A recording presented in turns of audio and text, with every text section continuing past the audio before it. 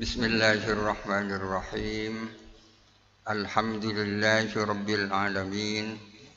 Wassalatu wassalamu ala ashrafil anbiya'i wal mursalin Sayyidina Muhammadin sallallahu alaihi wasallam wa ala alihi wa sahbihi ajma'in. Qala rabbi shrah li sadri wa yassir li amri wahlul 'uqdatam min lisani yafqahu qawli.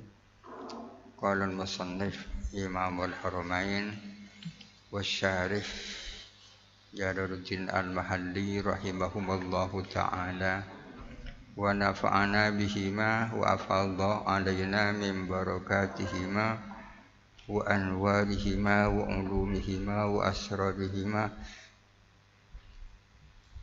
Amin. Bismillahirrahmanirrahim.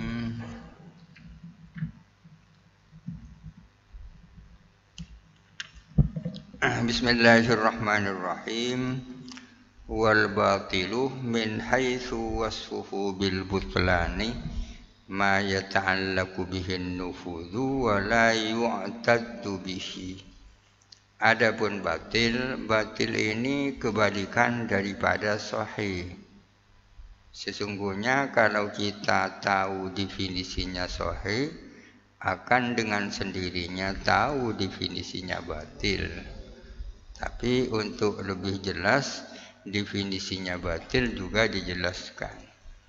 Adapun batil min haitsu wasfuhu bil butlani, dari segi disifatinya batil dengan butlan, karena batil ini kan mattasafa bil butlan kan.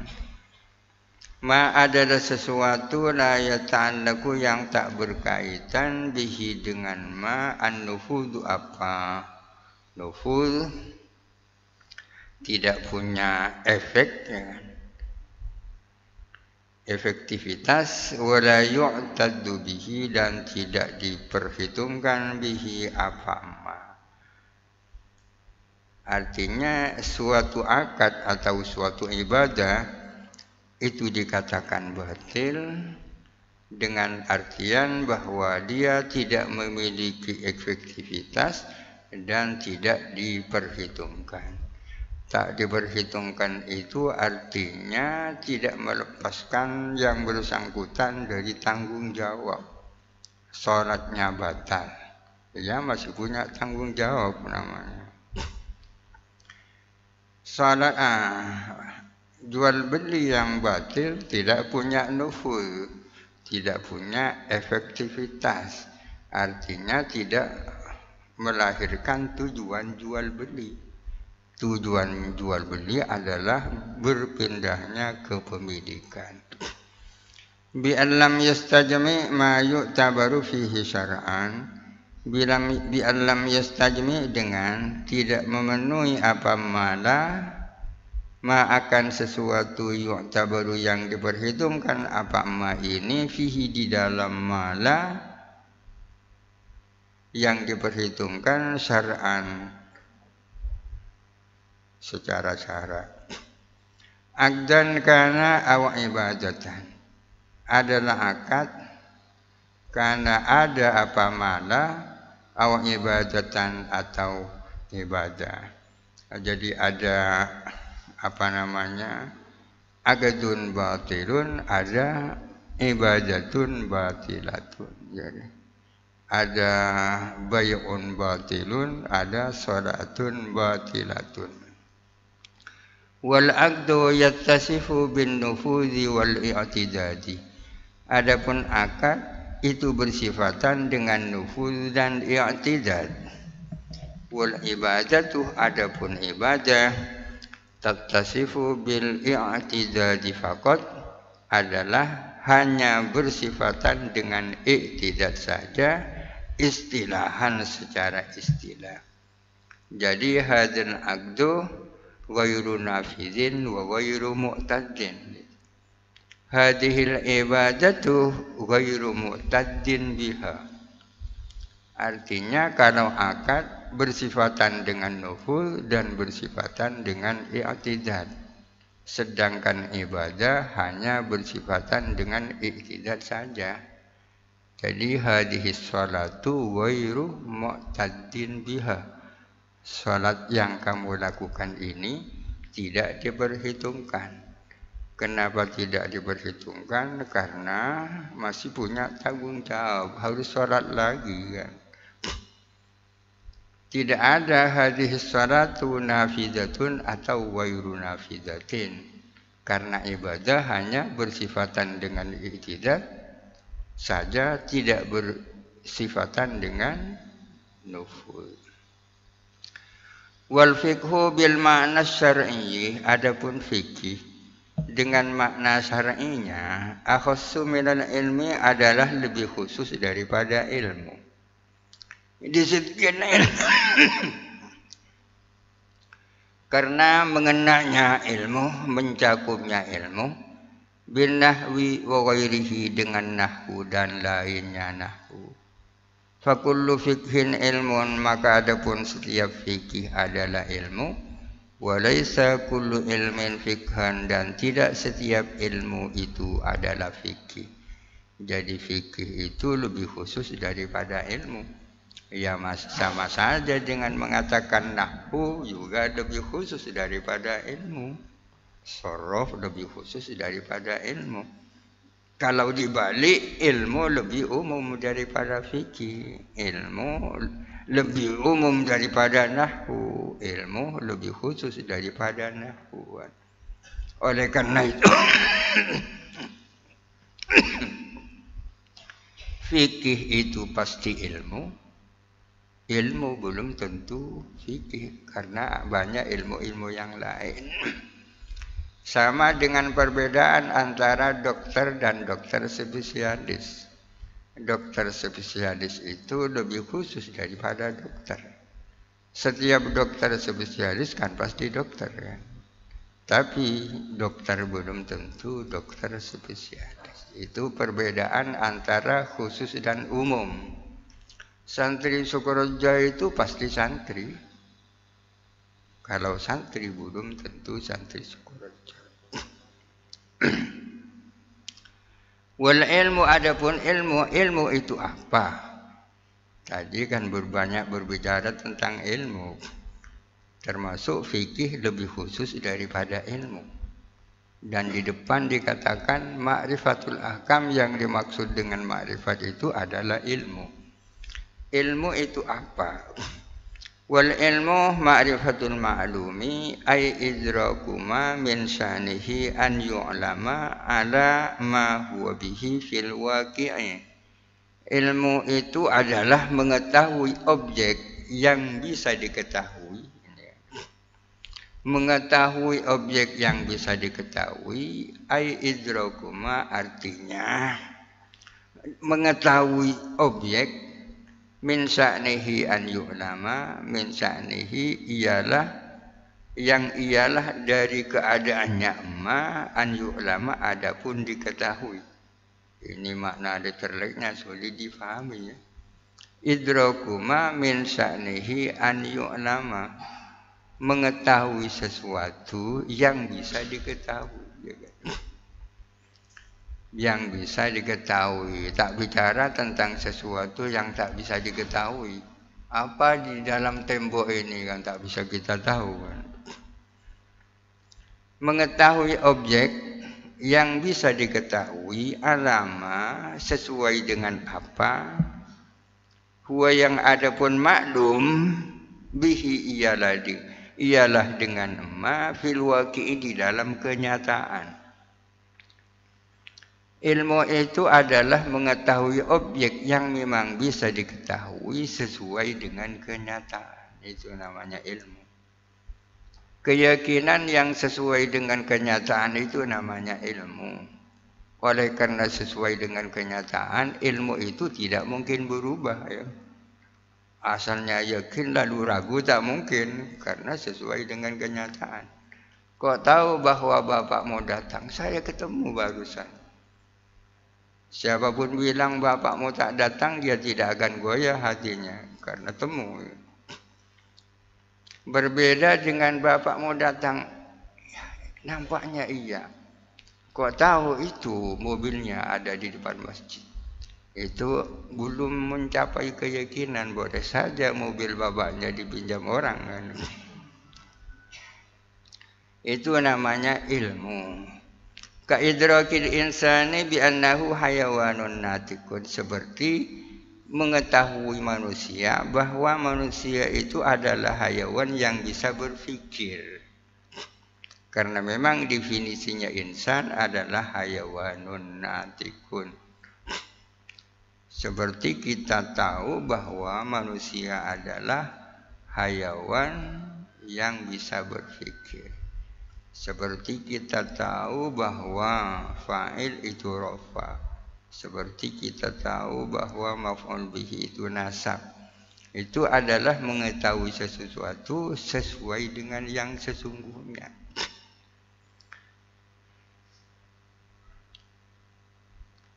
Kok bicara dengan ilmu, ini kan kemana-mana pembahasannya. Asal-asalnya kita membahas tentang usulul fikih. Usul fikih terdiri dari dua kata, usul dan fikih. Usul sudah dijelaskan. Fikih itu apa? Fikih itu adalah ma'rifatul ahkam dan seterusnya.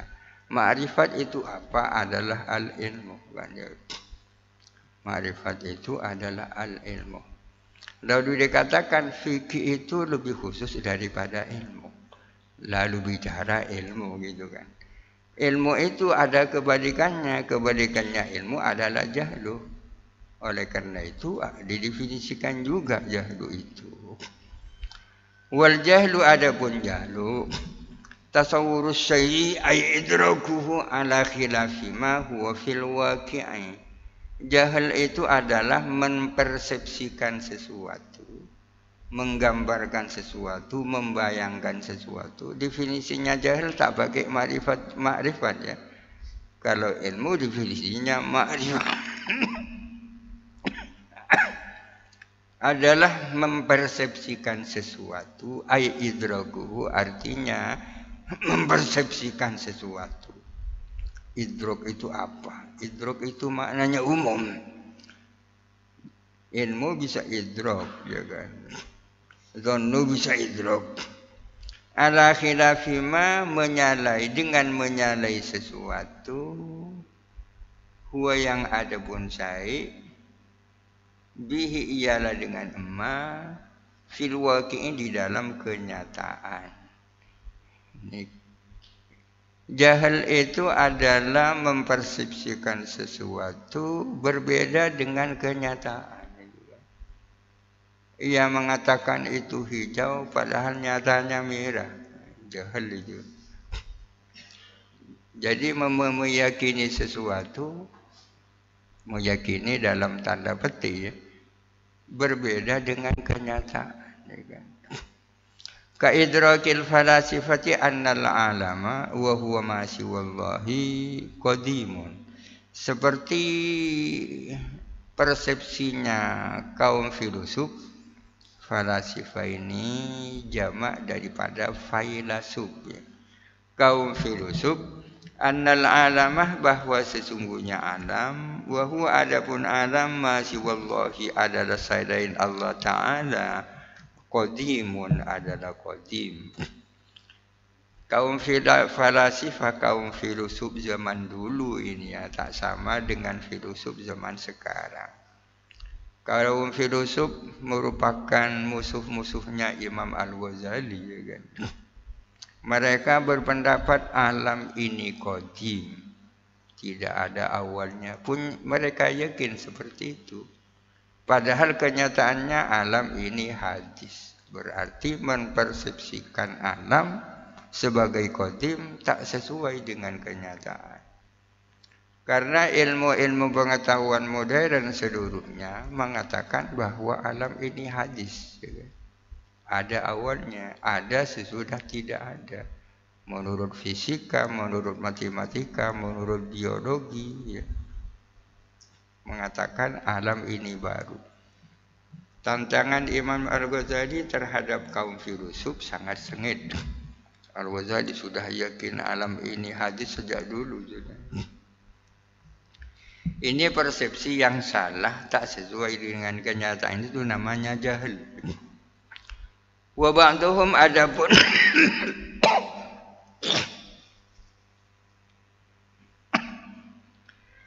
wa ba'duhum adapun sebagian ulama wasafa hadzal jahla adalah mensifati akan jahil macam ini, mensifati bil murakkabi dengan jahil murakkab. Jahil murakkab, jahil yang kompleks ya. Wa ja'ala dan menjadikan siapa ba'duhum al-basito kepada jahil basit, jahil yang simple. Adabal ilmi bisyai'i tidak tahu akan sesuatu. Artinya jahil dengan definisi di atas ya kan. Meyakini sesuatu yang tidak sesuai dengan kenyataan. Menurut sebagian ulama itu definisinya jahil murakkab itu. Jahil yang kompleks. Jahil yang berpangkat dua. Jahil yang kuadrat ya kan. Jahil yang dua kali. Kenapa disebut murakkab? Karena dia pertama tidak tahu. Yang kedua dia tidak tahu bahwa dirinya tak tahu. Makanya jahil murakkab, jahil yang kompleks. Kalau itu jahil murakkab, lalu kebalikannya jahil murakkab adalah jahil basit, jahil yang simple. Apa lalu? Menurut mereka jahil basit adalah adamul ilmi bisyai'. Pokoknya tidak tahu ya. Kalau mau ditanya apa ini, tak tahu, itu namanya jahil basit ya kan. Tapi kalau diberitahu tetap ngotot, itu namanya jahil murakkab. Karena yang pertama dia tidak tahu, yang kedua dia tak tahu bahwa dirinya tak tahu. Ka'adami ilmina bima tahtal aradina, seperti tak tahunya kita dengan apa yang ada di bawah bumi ini. Bima tahtal aradina ya. Aradina ini mulhaq dengan jamak mudzakkar salim. Wa bima fi butunil bihari, dan seperti tak tahunya kita dengan apa yang ada di dasar laut. Ya, itu namanya jahil basit. Kita tak tahu apa di bawah bumi ini. Tak tahu yang seperti itu namanya jahil basit. Kita tak tahu juga apa yang ada di dasar laut, itu jahil basit. Wa ala ma dzakarahu al-musannifu la yusamma hadza jahlan, dan menurut apa? Wa alama, dan menurut apa? Dzakarahu yang menyebut hu kepada amma al-musannifu, siapa ke musannif. La yusamma ialah ya, la yusamma tidak dinamakan hadza apa ini, yakni adamul ilmi bisyai', tidak dinamakan jahlan kepada jahil.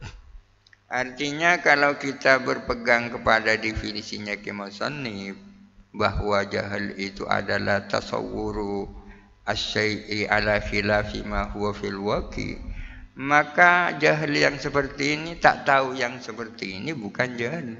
Kita tak tahu apa ya yang ada di perut bumi ini, itu bukan jahil.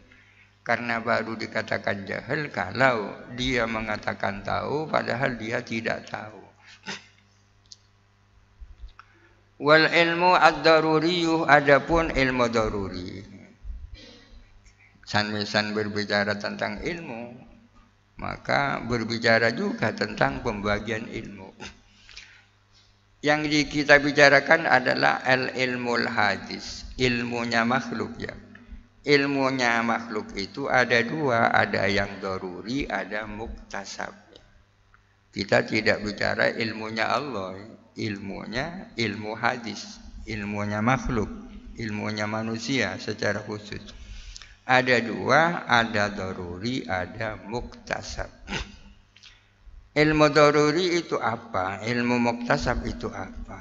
Wal ilmu daruriyu, adapun ilmu daruri ma la yaqa'u an nadharin wastidlalin, adalah sesuatu yakni ilmu la yaqa'u an nadharin, yang tak lahir dari penalaran dan istidlal, dari nalar dan istidlal. Ma adalah sesuatu la yakau yang tak terjadi, tak terwujud, tak lahir. An-nadharin dari nalar, wastidlalin dan istidlal, berdalil.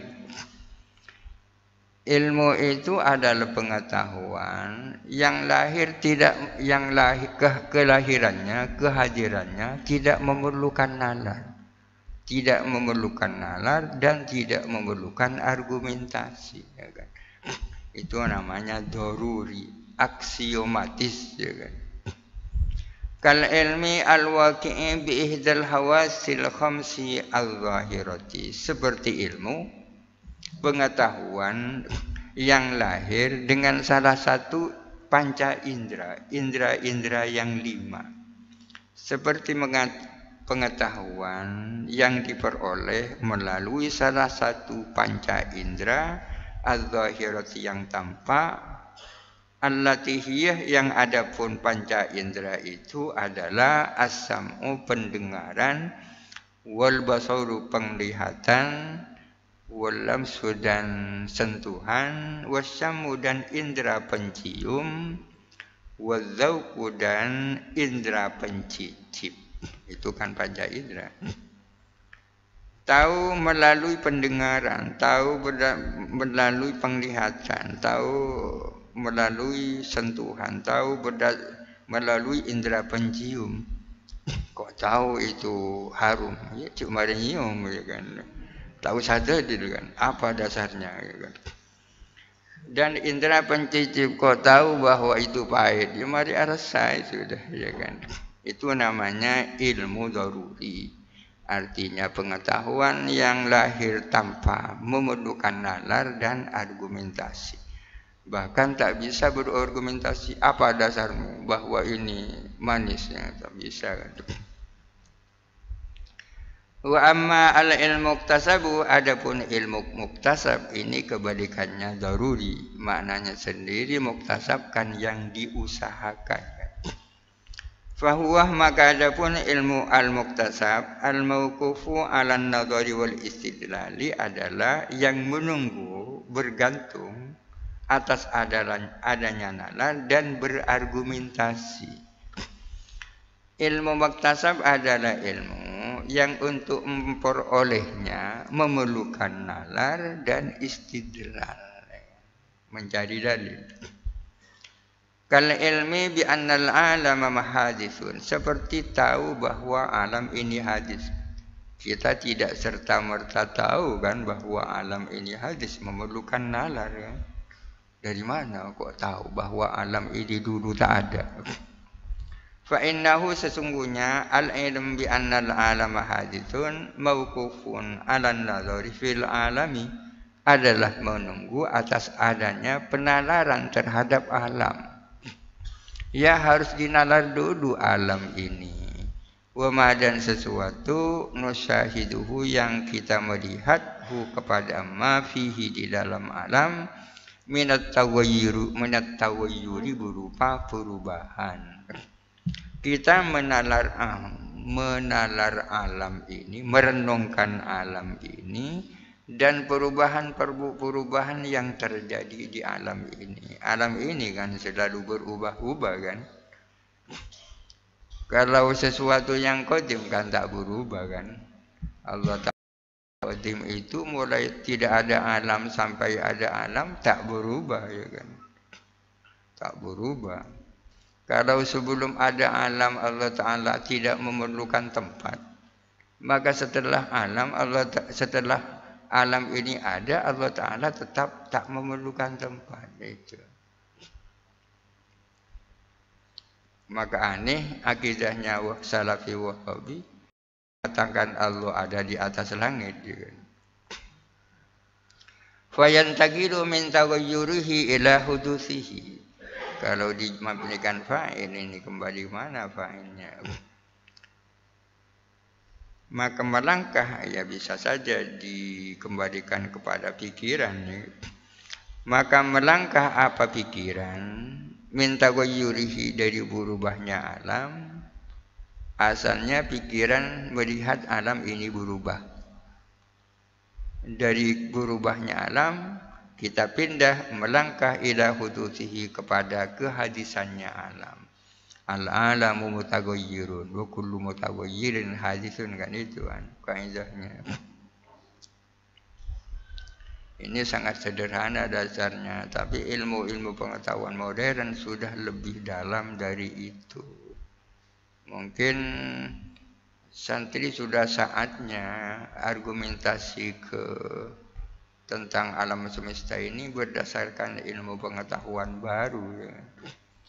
Jadi seperti fisika, kimia dan seterusnya bukan hanya dipelajari begitu saja, tapi dikaitkan dengan kekuasaan Tuhan. Wan nadharu, adapun nazar, ini definisinya nazar. Mengapain mendefinisikan nazar? Ya, karena kata-kata nazar ada dalam definisi ilmu dan definisi ilmu daruri dan ilmu muktasab, kan? Ilmu daruri adalah ilmu yang tak memerlukan nazar. Ilmu muktasab adalah ilmu yang memerlukan nazar. Lalu nazar itu apa? Wan nazaru, adapun nazar, huwal fikru fi halil manduri fihi, adalah merenungkan keadaan mandur fihi, keadaan sesuatu yang direnung. Mandur fihi itu sesuatu yang direnung. Nazar yanduru nazran fahuwa nadirun wa zaka mandurun fihi. Kalau tanpa fihi, maknanya dilihat, ya kan? Nazar ila Zaidin, melihat kepada Zaid. Tapi kalau nazar fihi artinya merenung. Nazar itu adalah berfikir tentang keadaan mandur fihi, tentang keadaan sesuatu yang direnungkan. Liyu'addiya ilal matlubi, untuk mengantarkan kepada yang dituju, yang dicari atau yang dituju. Apa sih perbedaan antara nazar dan fikir, ya kan? Ada nazar, ada fikir. Nazar itu lebih khusus daripada fikir. Nazar pasti fikir, fikir belum tentu nazar. Karena agar supaya fikir itu disebut nazar, harus fikir yang menyampaikan kepada tujuan, ya kan? Fikir itu kalau menyampaikan kepada tujuan namanya nazar, ya kan? Nazar itu adalah memikirkan tentang sesuatu yang bisa mengantarkan kepada tujuan, itu namanya nazar. Oleh karena itu, famu'addan nazari wal istidlali wahidun, maka adapun muaranya nazar dan istidlal itu satu. Apa muaranya? Ya, dibudin, ya kan? Tujuannya, ya, tujuannya. Maka adapun maksud tujuan, yang paling pas, ya, memang muaranya nazar dan istidlal satu, sama. Artinya nazar dan istidlal itu maksudnya sama, ya kan? Kenapa gak tampil salah satu saja, nazar atau istidlal, kalau sama? Fajama'al musannifu rahimahullahu ta'ala bainahuma, maka mengumpulkan siapa musannif rahimahullahu ta'ala, mengumpulkan bainahuma antara nazar dan istidlal, fil isbati wan nafi, baik di dalam isbat maupun dalam nafi. Kenapa kok sama-sama dipasang nazar dan istidlal? Ta'kidan, untuk menguatkan, ya kan? Untuk menguatkan. Sesungguhnya salah satu saja cukup. Musannif memadukan antara nazar dan istidlal baik dalam isbat maupun dalam nafi. Dalam isbat yang dimaksud di mana? Itu ketika mendefinisikan ilmu muktasab, kan? Ilmu muktasab adalah ilmu yang memerlukan nazar dan istidlal, kan itu. Ilmu daruri adalah ilmu yang tak, ini kan nafi, ya kan? Adalah ilmu yang tak memerlukan nazar dan istidlal. Yang tak ini kan nafi, kan? Ilmu muktasab adalah ilmu yang memerlukan nazar dan istidlal. Ini kan isbat, positif, kan? Ilmu daruri adalah ilmu yang tak, ini kan negatif, yang tak memerlukan nazar dan istidlal. Wa dalilu, kok bicara dalil? Ya karena ada istidlal kan. Istidlal kan tolabud dalil kan. Lalu dalil itu apa? Wa dalilu huwal mursidu ilal matlubi. Dalil itu adalah penunjuk kepada apa yang dituju. Yang dituju atau dicari. Itu dalil. Kadang-kadang dalil diartikan gaib ya kan. Kalau orang luar negeri datang ke Bali kan memerlukan dalil. Tapi maksudnya bukan dalil ini tapi gaib ya kan. Kamu mau kemana? Itu yang mengantarkan kan. Itu gaib. Dalil itu adalah mursyid. Tapi bukan mursyid tarekat. Adalah mursyid penunjuk yang mengantarkan kepada tujuan. Yang mengantarkan kepada apa yang dimaksud. Di annahu karena sesungguhnya dalil alamatun alaihi adalah sebagai tanda alaihi atas matlub. Mentorodo bakal tujuan ya harus pakai tanda. Wa dhannu adapun dhannu kok bahas dhannu karena ada hubungannya dengan ilmu kan. Ada hubungannya dengan ilmu. Kalau orang punya keyakinan 100% yang tidak mungkin berubah karena sesuai dengan kenyataan, itu namanya ilmu kan. Seperti yakin bahwa bapaknya datang karena sudah ketemu, itu kan ilmu. Tapi kalau keyakinannya tak sampai 100%, hanya di atas 75%, itu bukan ilmu tapi dhannu namanya. Dhannu. Di dhannu. Wa dhannu tajwizu amrayni ahaduhuma azharu minal akhari indal mujawwiz.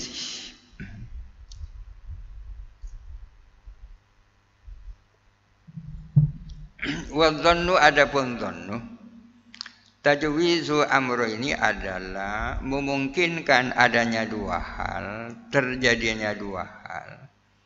Ahaduhuma yang adapun salah satunya amroini azharu adalah lebih tampak, lebih jelas minal akhari dari yang lain indal mujawwizi menurut mujawwiz sendiri. Menurut orang yang punya kemungkinan itu. Bapakku mungkin datang, mungkin tidak datang, tapi kok lebih dekat kepada datang, ya kan? Kedatangannya itu namanya dhannu. Ketidakdatangannya, kebalikannya adalah wahmu namanya. Sesungguhnya dhannu itu bukan tajwiz ya. Dhannu itu adalah at-tarafur rajih ya kan. At-tarafu ar-rajihu adalah sisi yang lebih unggul. Bapakku bisa boleh jadi datang, boleh jadi tidak datang. Ini kan ada dua ujung namanya, ada dua taraf. Taraf datang dan taraf tak datang. Tapi nampaknya lebih dekat kepada datang. Datang ini namanya at-tarafur rajih ya kan. Sisi yang unggul. Tidak datang itu namanya at-taraful marjuhu, sisi yang lemah. Sisi yang kuat ini namanya dhannu, sisi yang lemah namanya wahmu. Ketika lebih dekat kepada datang, maka datang itu namanya dhannu, sedangkan tak datang namanya wahmu. Wasyakku, di bawahnya dhannu ini syakku ya. Paling atas itu ilmu, di bawahnya dhannu, di bawahnya lagi syakku. Wasyakku adapun syakku adalah tajwizu amrayni la maziyata li ahadihima alal akhari indal mujawwiz. Adapun syakku itu adalah memungkinkan terjadinya dua hal. La maziyata yang tiada kelebihan li ahadihima bagi salah satunya amrayni alal akhari atas yang lain. Kemungkinan terjadinya dua hal yang tidak ada yang lebih unggul. Bapakku ini mungkin datang, mungkin tidak datang. Akan tetapi tidak ada yang lebih kuat antara datang dan tak datang. Ini namanya syakku namanya. Dua sisinya tidak ada yang lebih unggul, itu namanya ragu ya kan. Fattaraddudu fi qiyami Zaidin wa nahwihi ala sawa'i syakkun. Maka ada pun ragu-ragu tentang berdirinya Zaid dan tak berdirinya Zaid ala sawa'i dengan setara, syakkun adalah syak namanya. Fattaraddudu maka ada pun ragu-ragu fi qiyami Zaidin wa nahwihi tentang berdirinya Zaid dan tak berdirinya Zaid. Ragu-ragu ala sawa'i dengan setara. Ragunya setara antara datang dan tak datang, itu namanya syakkun, setara.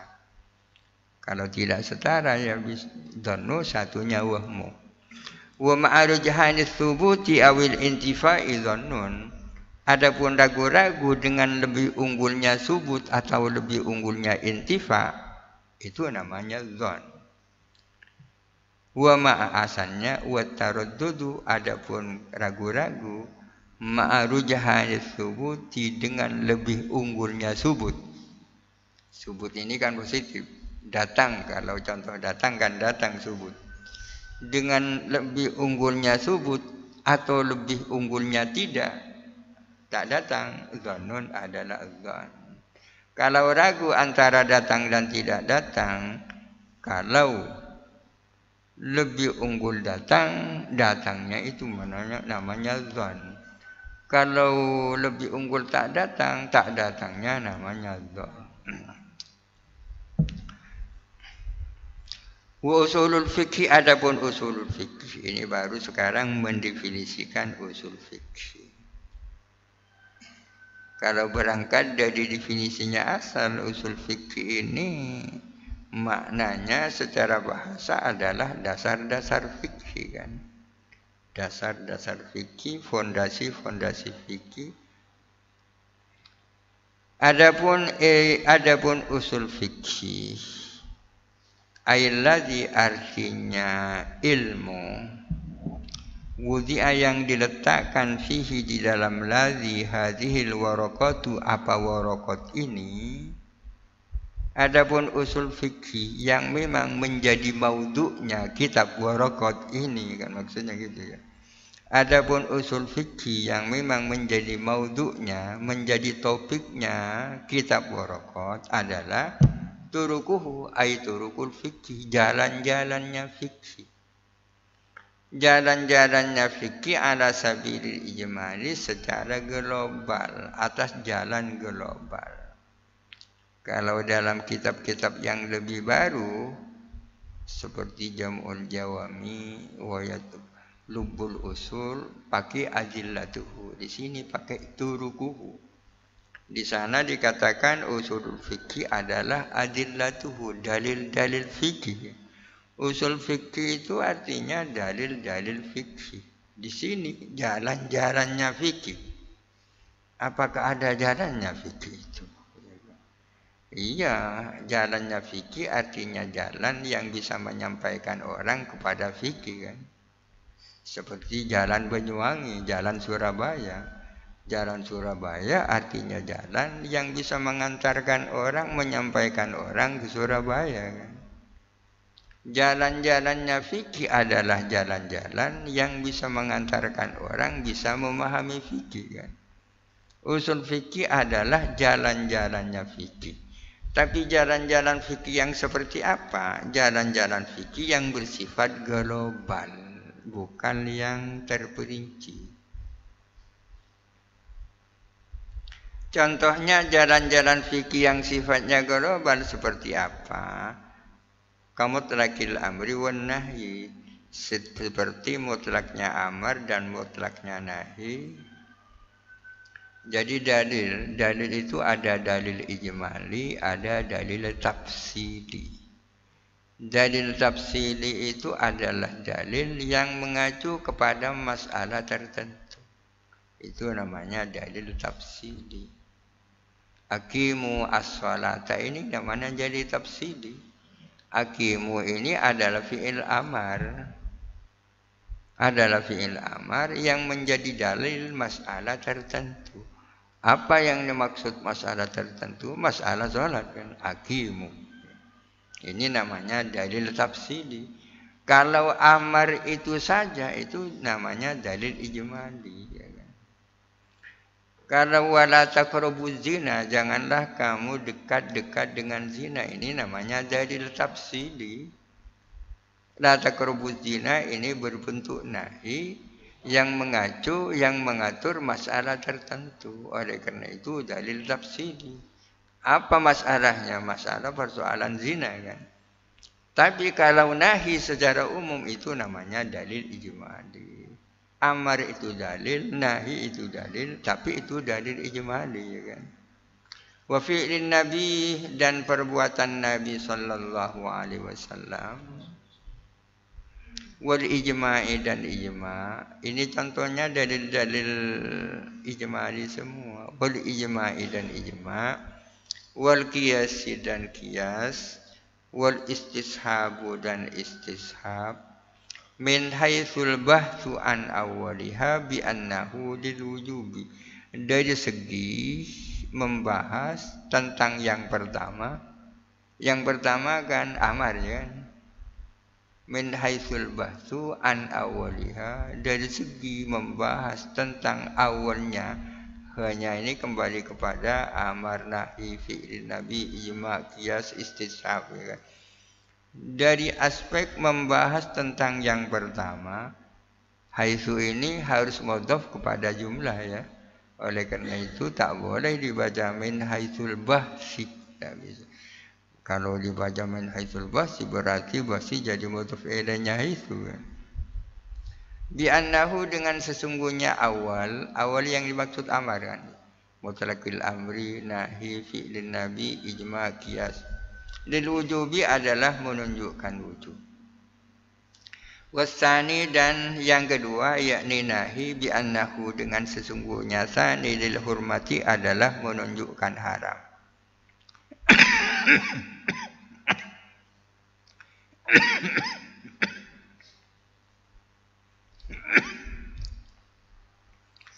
Wal baqi dan yang lain atau sisanya.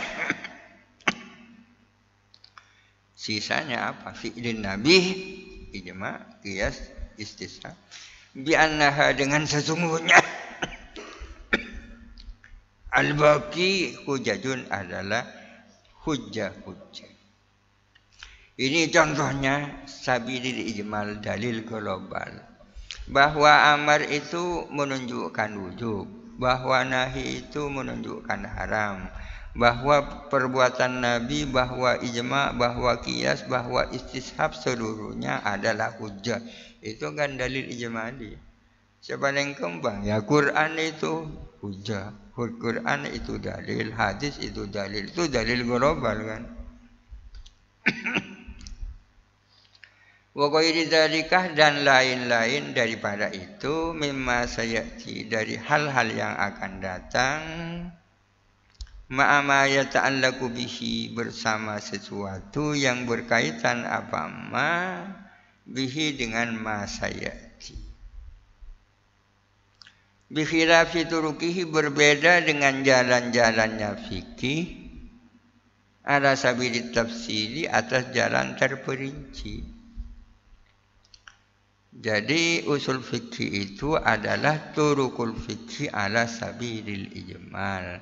Jalan-jalannya fikih yang bersifat global, bukan jalan-jalannya fikih yang bersifat tafsir. Jalan-jalannya fikih yang bersifat tafsir seperti apa? Nahu aqimus shalah wala taqrabuz zina. Dirikanlah salat, janganlah kamu dekat dengan zina. Itu kan turukul fikih itu kan. Dalil-dalil fikih tapi bukan ala sabilil ijmal tapi ala sabilil tafsir. Wa salatihi sallallahu alaihi wasallam fil Ka'bati dan seperti salatnya Nabi sallallahu alaihi wasallam di Ka'bah. Perbuatan Nabi itu adalah hujjah. Pernyataan yang seperti ini namanya dalil ijmali. Rasulullah pernah salat di dalam Ka'bah, ini namanya dalil tafsili. Salatnya Rasulullah di Ka'bah kan salah satu contoh dari fi'lun Nabi kan, salah satu contoh dari perbuatan Nabi. Kama akhrajahu asy-Syaikhani, seperti meriwayatkannya siapa Imam Al-Bukhari dan Imam Muslim. Wal ijma'i, dan seperti ijma' ala anna li bintil ibni, bahwa sesungguhnya ialah bagi bintil ibni, anak perempuannya anak laki-laki, as-sudusa, adapun 1/6, ma'a bintis sulbi, kalau bersamaan dengan anak perempuan kandung, haitsu la asibalaha, sekiranya tidak ada yang membuat asabah lah kepadanya, kepada bintul ibni itu. Katanya orang mengatakan ijma itu hujjah, itu kan dalil ijma dia kan. Ijma itu adalah kesepakatan para mujtahid. Para mujtahid sepakat bahwa bintul ibni kalau bersamaan dengan anak perempuan kandung mendapatkan 1/6. Ijma yang seperti itu namanya dalil tafsili, ya kan? Wa qiyasil arzi 'alal burri, dan seperti mengiaskan beras atas gandum. Fimtina ibai ba'dihi bi ba'din, di dalam hal tak bolehnya menjual sebagian dengan sebagian, illa mislan bimislin, kecuali dengan sama-sama timbangannya sama, yadan biyadin, dan kontan, ay mutaqabidatan, kama rawahu Muslim.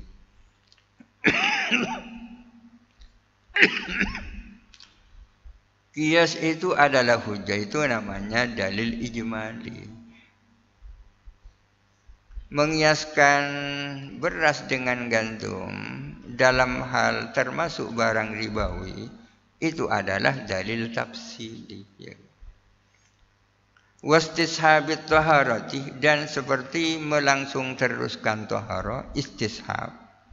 Diman syakkah, bagi orang yang ragu, fi baqaiha, tentang kekalnya taharah. Di depan dikatakan bahwa istishab merupakan bagian daripada dalil ijmali.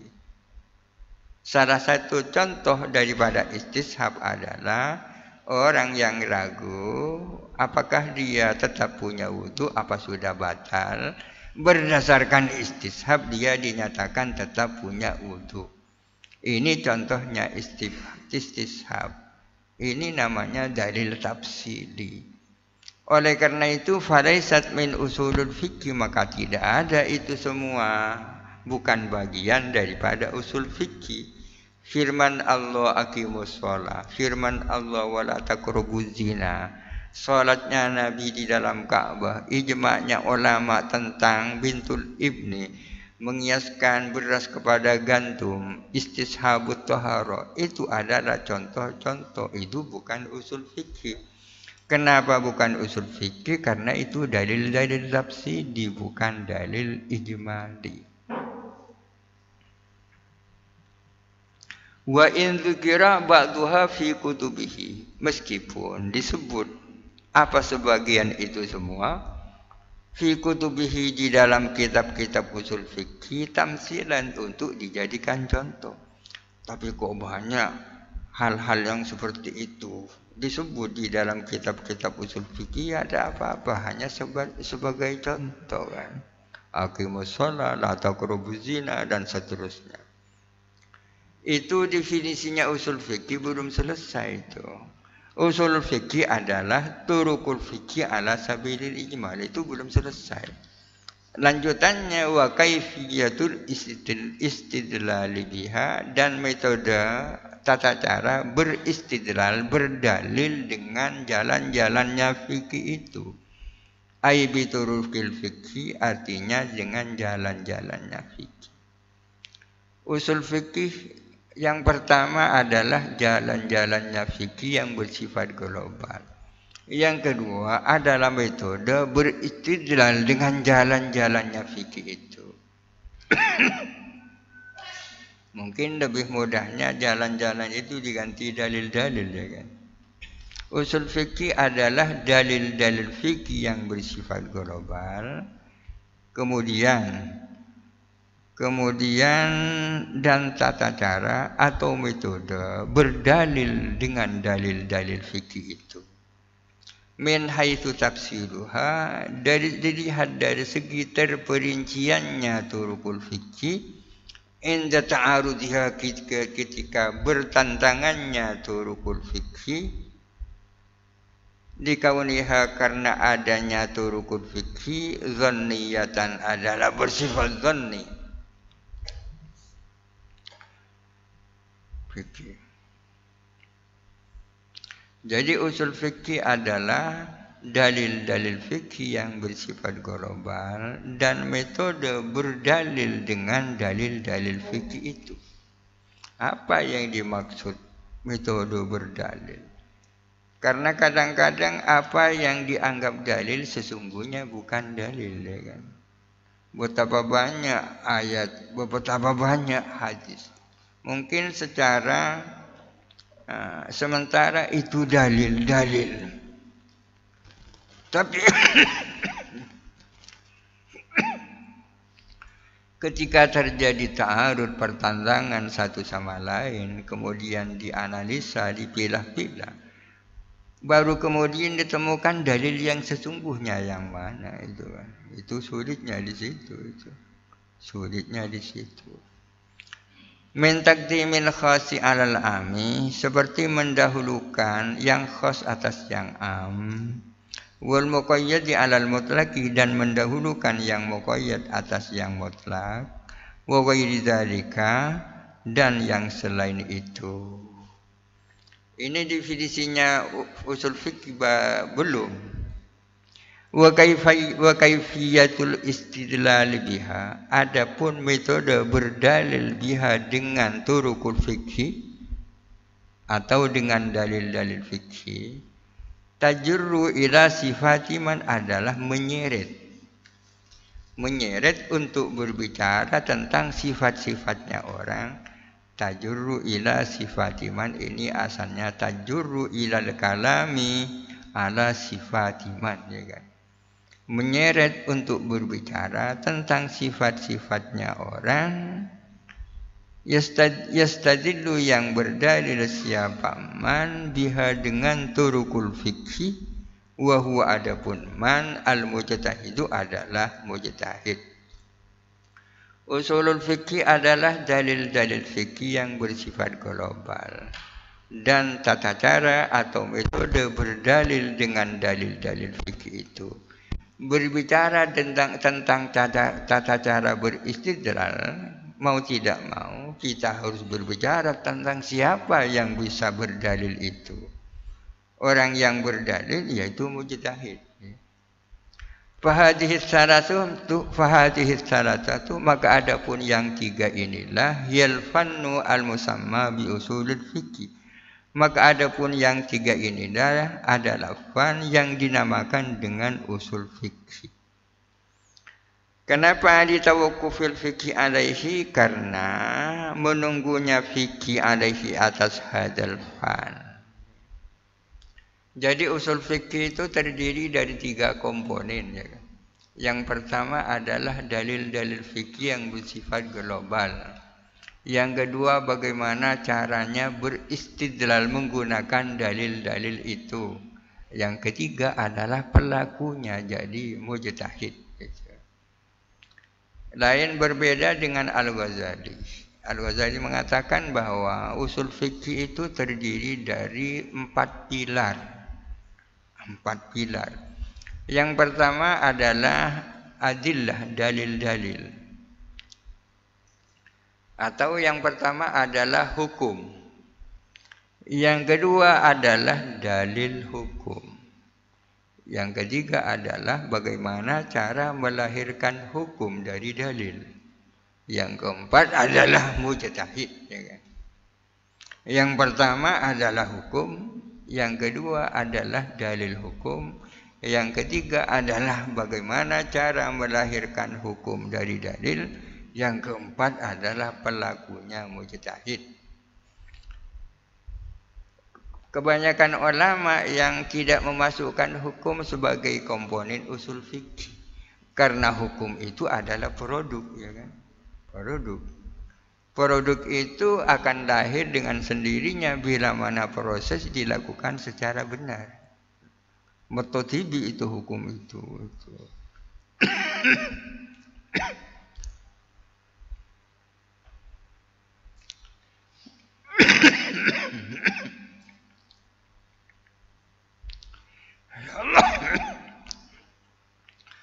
Wa abwabu usul fiqh wallahu a'lam. Al-Fatihah.